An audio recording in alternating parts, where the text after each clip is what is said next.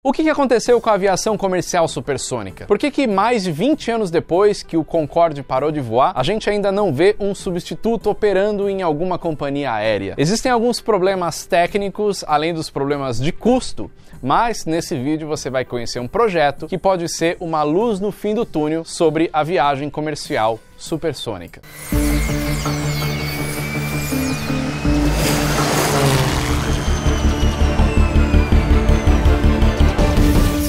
Fala pessoal do Aero, tudo bem? Desde que o Concorde parou de voar em 2003, até hoje a gente não viu nenhum outro avião comercial transportando passageiros em velocidade supersônica. Uma das questões dos voos supersônicos é o alto custo para você poder acelerar uma aeronave grande, para transportar passageiros a uma velocidade acima da velocidade do som. Mas esse não é o único problema. Na verdade, atualmente, o maior problema é um negócio chamado estrondo sônico, um alto ruído que é gerado pela passagem da velocidade supersônica. Por conta desse estrondo sônico, existe uma questão de legislação que impede que aviões voem em velocidade supersônica sobre cidades, sobre áreas povoadas. É exatamente por isso que o Concorde, por exemplo, operava em velocidade supersônica só sobre o mar. Então ele voava entre cidades costeiras e só acelerava a velocidade acima do som sobre o mar justamente por conta do estrondo sônico. E a gente viu um negócio desse parecido acontecer no ano passado, em 2023, quando um Cessna Citation estava voando sem controle em cima da cidade de Washington, D.C., capital dos Estados Unidos. Aí a Força Aérea Americana enviou caças F-16 para interceptar esse Cessna. Afinal de contas, poderia ser uma ameaça à cidade. Para os caças alcançarem aquele jato, eles precisaram ultrapassar a barreira do som, voar supersônico, e isso fez com que os caças gerassem aquele estrondo sônico. Logo, a população ficou muito assustada porque o barulho é muito alto, é um barulho diferente, então parece uma bomba explodindo, um negócio meio esquisito, e aí ninguém sabe exatamente o que está acontecendo, fora o incômodo que é um ruído desse. Por conta dessa limitação, o voo supersônico na aviação comercial acaba sendo inviável, que foi o que aconteceu com o Concorde. Ele ficou limitado em determinadas rotas. Você não pode fazer rotas de grande densidade como dentro dos Estados Unidos, de costa a costa, ou dentro da Europa, por conta desse problema de ruído. Só que tem uma luz no fim do túnel. Lá nos Estados Unidos, a empresa americana chamada Lockheed Martin está trabalhando num projeto para diminuir esse estrondo sônico.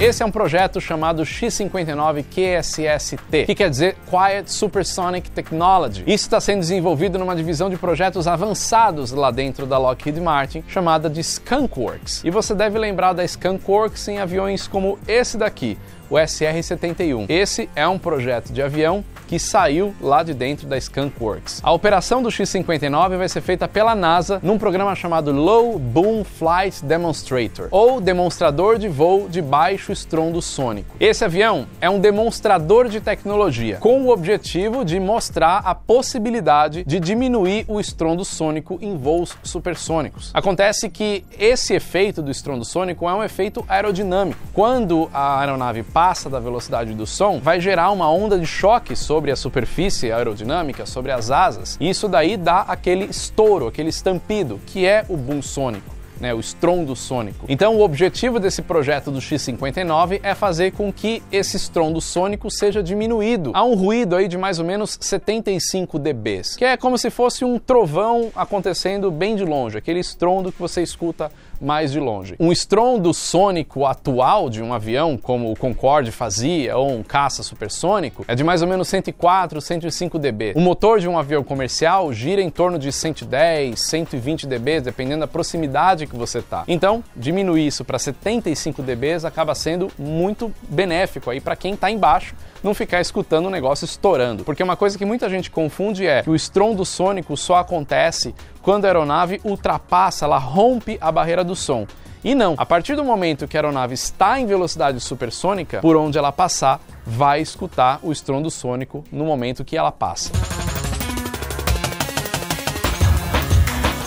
Esse X-59, fabricado pela Lockheed Martin e operado pela NASA, tem o objetivo de coletar dados para avançar essa tecnologia e embarcar isso em aeronaves futuras que voem na velocidade do som e transportem passageiros sem incomodar todo mundo que está embaixo. E aí eles vão pegar esses dados também e isso vai ajudar a criar uma nova legislação sobre voos supersônicos sobre áreas povoadas. Então isso vai ser feito em conjunto com o FAA, que é o órgão regulador da aviação lá nos Estados Unidos, a EASA, que é o órgão regulador da Europa. Isso tudo para estabelecer um novo padrão de ruído para esse tipo de voo, algo aceitável, que aí pode ser um pontapé inicial numa nova geração de voos supersônicos comerciais. E o interessante é que, como o X-59 é um demonstrador de tecnologia, esse tipo de avião, eles pegam muitas peças de prateleira, que chama. A empresa, a Lockheed Martin no caso, vai lá e pega componentes de outros aviões para montar nesse novo avião, com o objetivo de baratear o desenvolvimento e a construção. Então, o trem de pouso do X-59 é o mesmo do trem de pouso do F-16. O motor é o General Electric F414. Na verdade, esse motor com algumas modificações para embarcar nesse demonstrador. Esse motor é o mesmo que equipa o Gripen F-39, o novo avião da Força Aérea Brasileira. E aí se coloca algumas modificações de software para mudar a potência e ele conseguir cumprir com o seu papel nesse avião. Então, para esse avião, esse motor deve gerar 22.000 libras de empuxo. Quais são as especificações técnicas? Ele tem um pouco mais de 30 metros de comprimento, 9 metros de envergadura, então ele é curtinho, pouco mais de 4 metros de altura, capacidade de 11.340 quilos, vazio ele pesa 6.800 quilos. Ele tem uma carga útil de 272 quilos. Velocidade, ele não voa na mesma velocidade que o Concorde voava. O objetivo não é esse ainda. Então ele voa acima da velocidade do som, evidentemente, para poder fazer todos os testes, Mach 1.4, ou seja, quase uma vez e meia a velocidade do som. Isso aí dá por volta de 1.500 km por hora. Teto operacional, 55.000 pés ou 16.700 metros. E a autonomia não foi divulgada, mesmo porque o objetivo não é ir longe, mas mostrar que a tecnologia funciona. Agora, a gente sabe que para um avião voar em velocidade supersônica tem que consumir bastante combustível, mas isso significa que 1/3 do peso total da aeronave é combustível. Isso eu estou falando de aproximadamente 4.000 quilos.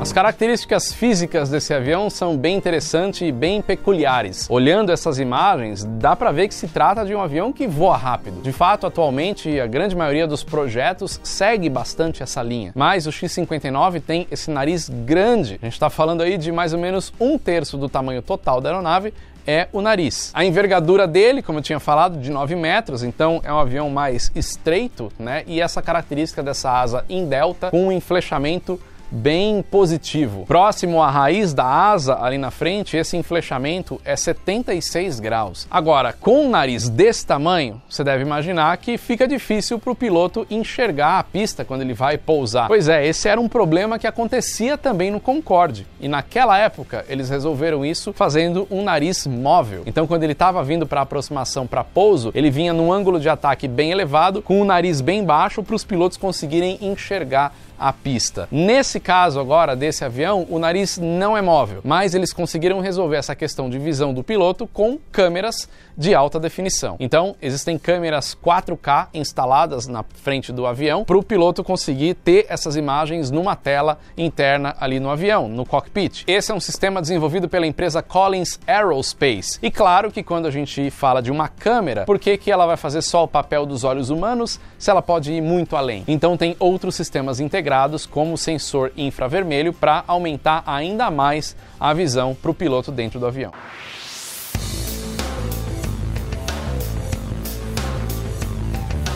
Qual que é a mágica desse projeto? Por que que o estrondo sônico vai ser diminuído? Como eu falei, o estrondo sônico é uma questão aerodinâmica, então o que os engenheiros colocam nesse desenho de avião é justamente superfícies aerodinâmicas, modificações na fuselagem, nas asas, para que as ondas de choque se dissipem mais rapidamente, ou que elas não se unam em toda a fuselagem, em todas as asas do avião de uma vez só e criam um estrondo forte, para chegar até o solo. Então não é que ela não acontece, a onda de choque sempre vai acontecer, a não ser que uma tecnologia futura aí impeça que isso aconteça, mas ela vai acontecer de uma forma mais suave e não unindo várias ao mesmo tempo, diminuindo aí esse ruído que vai ser lançado aí na atmosfera. E uma outra coisa que chama a atenção é a posição do motor, que é na parte superior e tem um design de um escape único.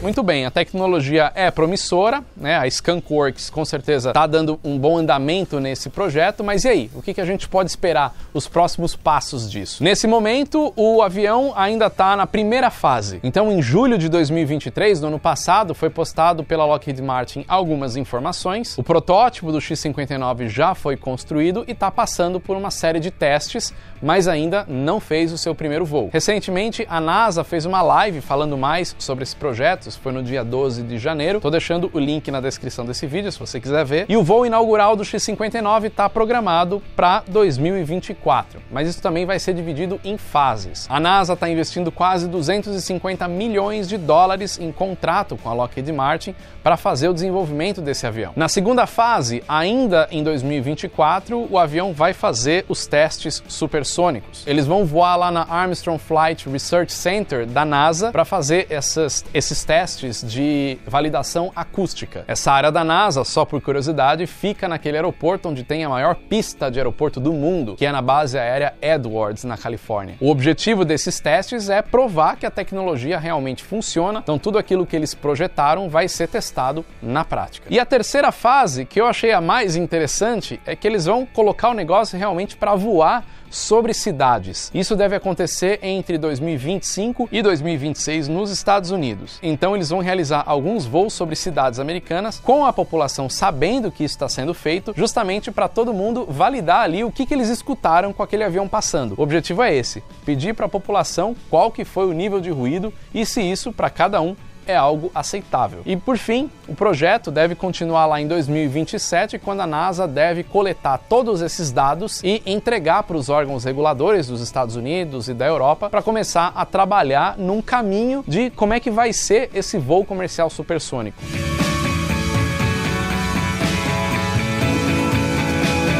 Agora, lembrando que quando eu falo sobre voos comerciais supersônicos, eu não estou falando só de conforto de passageiros que podem se deslocar mais rapidamente em uma viagem que pode durar metade do tempo do que as viagens atuais. Também tem um leque de possibilidades que se abrem com os voos supersônicos viáveis, como o transporte de órgãos entre países. Então, o tempo de isquemia, de um coração, de um pulmão, por exemplo, é muito curto, 4 horas. Se você consegue diminuir o tempo de transporte, você aumenta as possibilidades de doadores e receptores no mundo inteiro. Além disso, o transporte aeromédico também, transporte de ajuda humanitária com medicamentos, insumos para áreas que precisam ser atendidas. Então, essa rapidez do transporte acaba ajudando a população como um todo. E isso tem que começar de algum lugar. A tecnologia de se deslocar supersônico já existe há décadas, Só que viabilizar isso agora com as regras atuais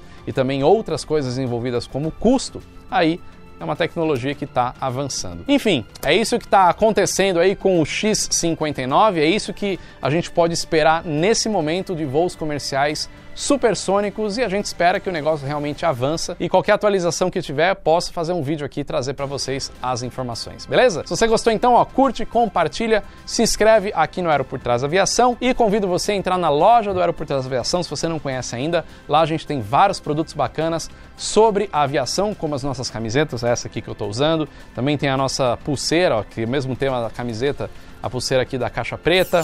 Os tradicionais chaveiros Remove Before Flight também tem. Muitos produtos bacanas, o link está aqui na descrição, ou é só escanear esse QR Code aqui e já vai direto para a loja. É isso aí então, valeu e até o próximo vídeo.